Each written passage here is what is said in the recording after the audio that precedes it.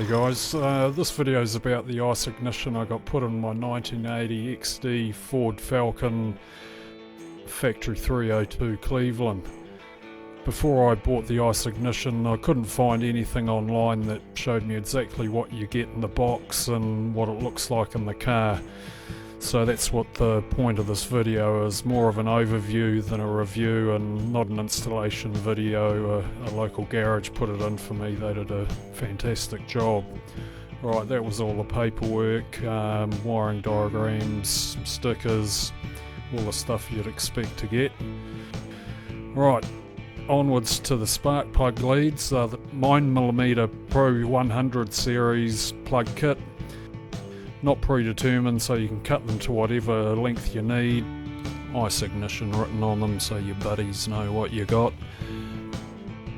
Alright, cool. Next we've got the coil. It's the high voltage Pro Series race coil, and all the mounting hardware you need to slap it on wherever. It's got a really solid feel to it, you know, really nicely made. Really happy with all the pieces in the kit.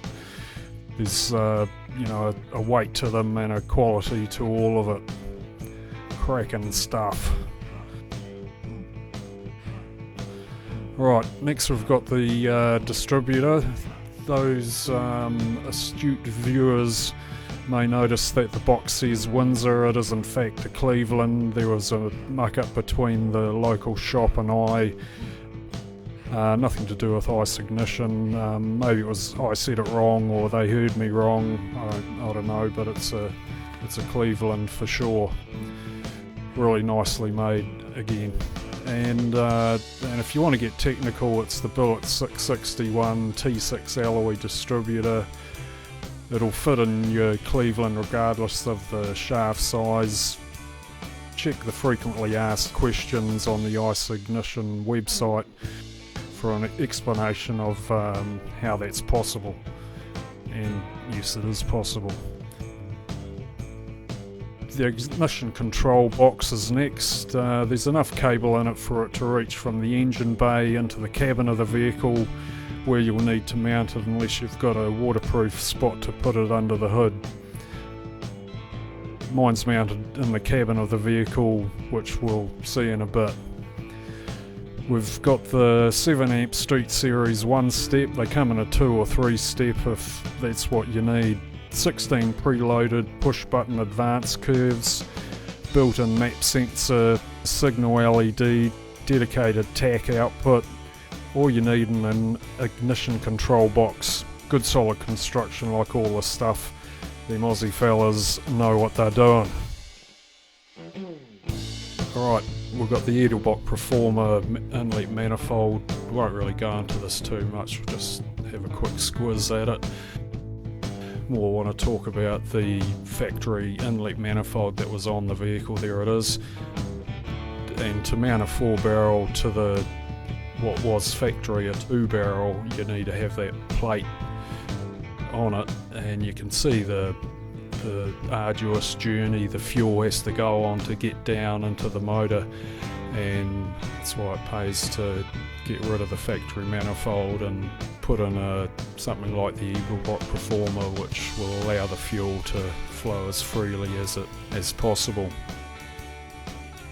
One thing I'd say about ice ignition, their customer service was outstanding. I emailed them initially saying the vehicle I had and asked them what they recommended.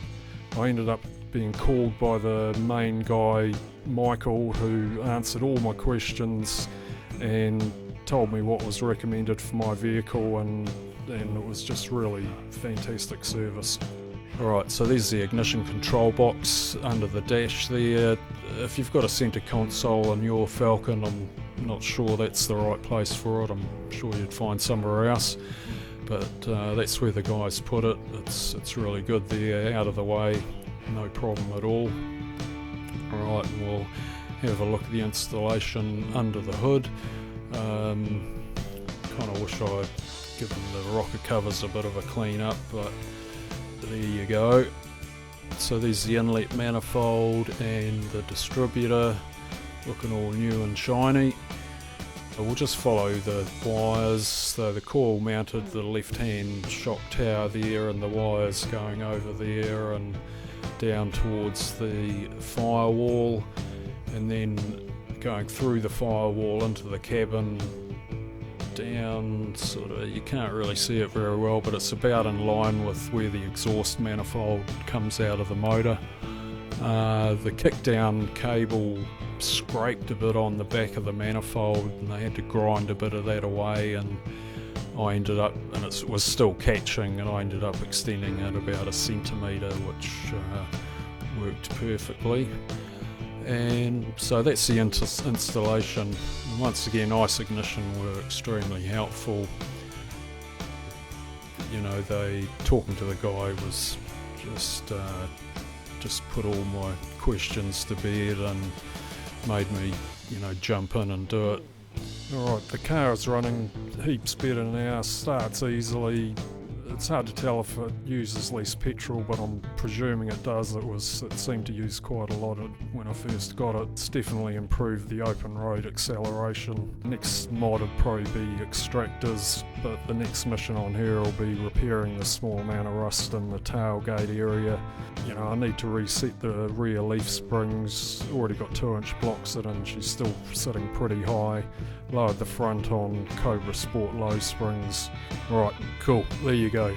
Thanks guys.